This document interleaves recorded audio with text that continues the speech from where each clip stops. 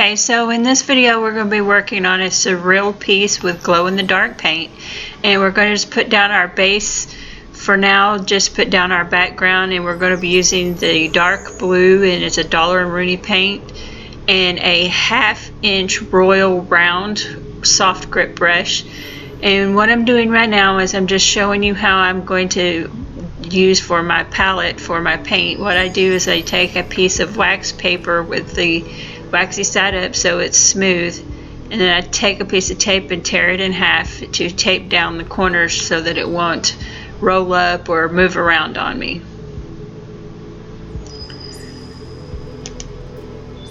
And I just get this taped down.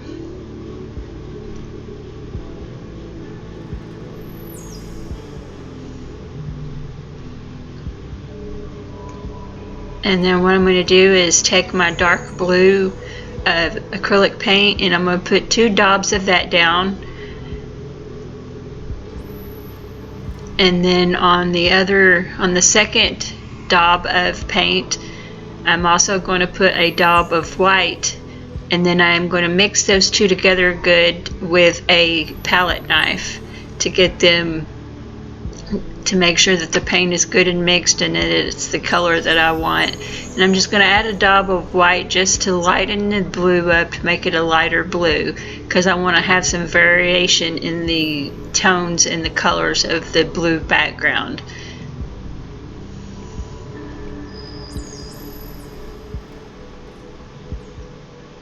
Again, just putting that daub of white on there, and then I will mix those together with a palette knife.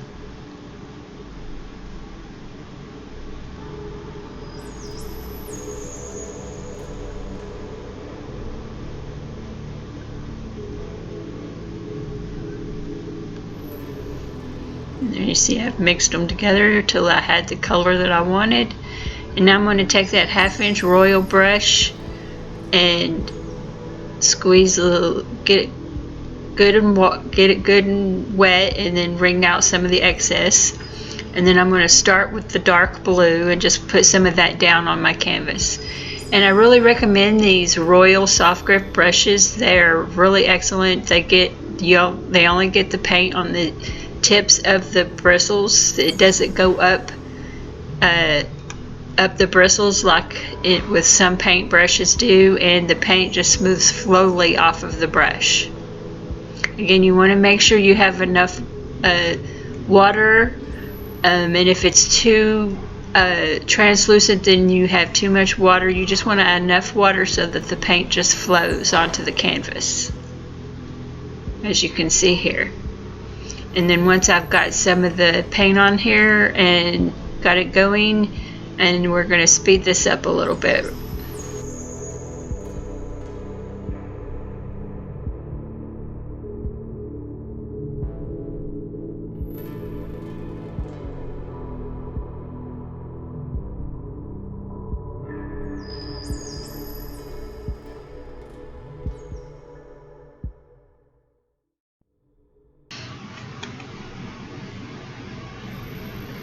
Okay, just getting that on there. And now I'm going to switch to my 3/4 inch round blending brush. And with this, you just want to get the tips of the bristles across the paint. You don't want to press too hard. It basically wants to just glide across the top to where the tips of the bristles just lightly touch the canvas, to where it just blends away the brush strokes. Again, just using light circular motions, barely touching the canvas with the blending brush. You just want to do this in different motions, in circular motions back and forth, just to blend out those brush strokes. Again, using the light strokes, barely touching the canvas.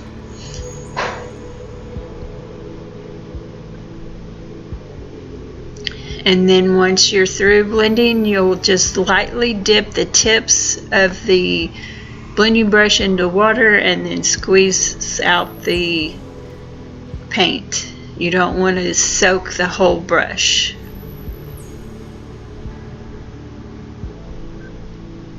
I'm going to show you how I do that. I'm going to zoom in on the water.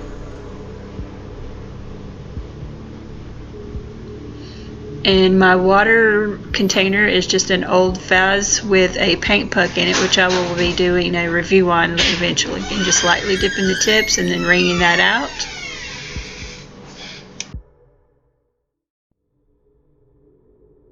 Covered the canvas with some artist masking tape, and I have cut out a heart shape, and then painted black in the heart area, as well as put in some more of that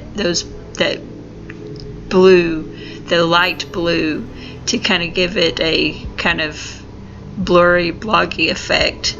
And then I will apply more blue again after a while to bring it out even more. And then I just took my blending brush, which is a makeup brush, because they work really well as blending brushes. You want to usually have several of them because you're going to need one while the other one dries. So I just used that blending brush to blend out the area in the heart. Okay, and now I'm going to use the violet Dollar & Runer acrylic paint, as well as some light green acrylic paint, as well as white. And what I am going to do is I'm just going to basically use a liner brush, and I'm going to take some of the white and just apply some streaks. And then I will take an old ragged normal paintbrush that I have trimmed the bristles down on to where it's real stiff, and I've used it several times to make like speckle patterns. And here you can see I'm taking that liner brush, and I'm just going to put some lines on here with white with that liner brush. And then once I have that line on there, I'm going to take that stiff brush and just going to kind of pull that paint up and away from the line. So there you can see the old brush with stiff bristles, and I just took it, and as you can see the paint had dried by the time I got that on there, so I'm going to have to apply some more paint.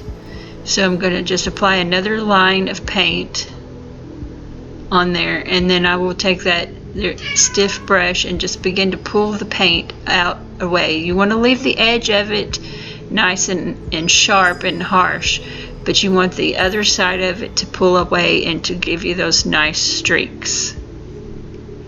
And then I will just continue to repeat this until I have the desired amount of aurora streaks in this piece. Again, there I am using that old paintbrush with stiff bristles to pull that paint up, and I just repeated that on each line. And this is a good way to create like the northern lights or some type of aurora in the sky, because then once you have the paint pulled away to where you have your streaks, then you would just take the desired colors you want, which is what I'll be doing here in just a minute. Now I'm going to use that same brush to apply some stars with a palette knife, by just using that palette knife and that paintbrush to splatter some stars, and then let it dry.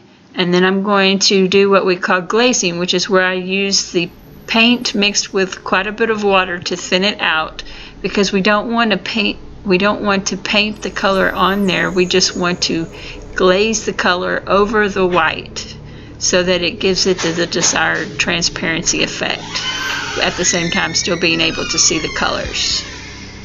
Here you can see I've painted some of the streaks purple, and then I will be going back and adding some green as well.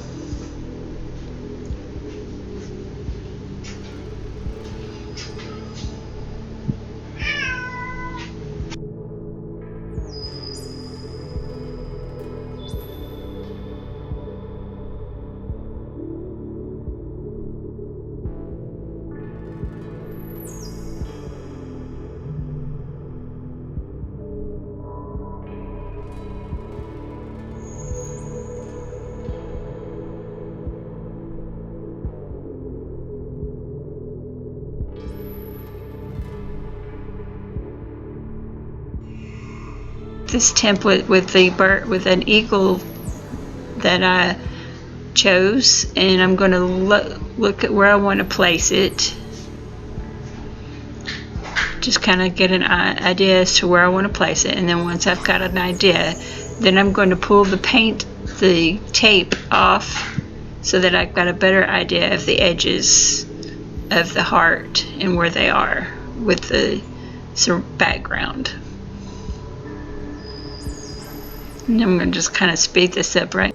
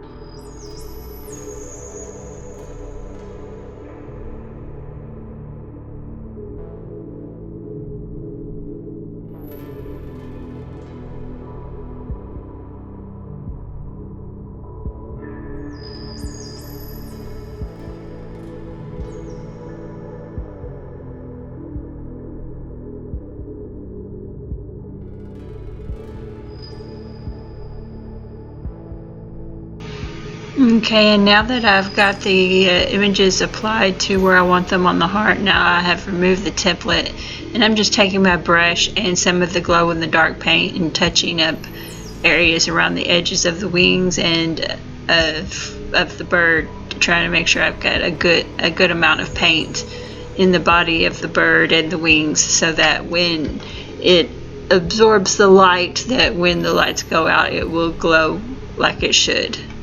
And I'm just going to continue to touch that up until I think it has enough, and until it looks how I would like it to look.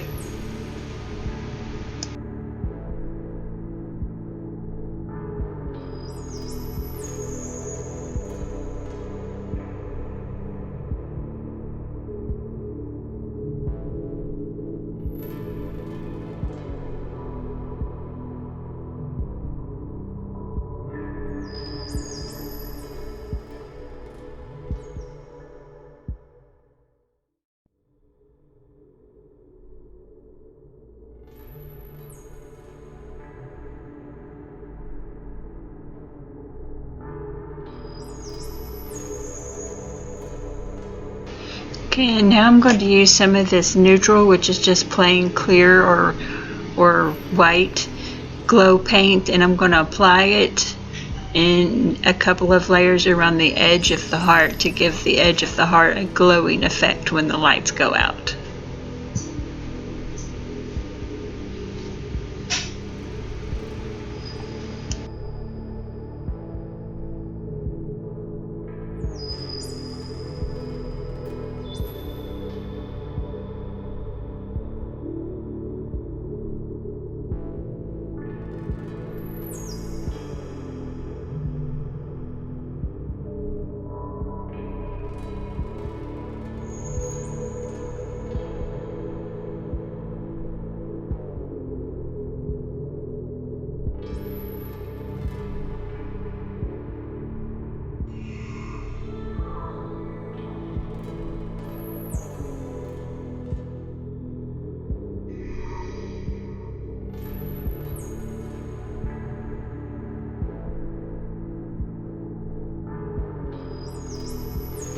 And now that I've gotten a good surrounding perimeter around the heart with the glow paint, now I'm going to use some of these Folkart natural sponges that have multiple patterns on them, and I'm going to apply some of the glow paint to the palette and then dip the sponge into the paint and then apply it to areas around the heart to give the background a glowing effect.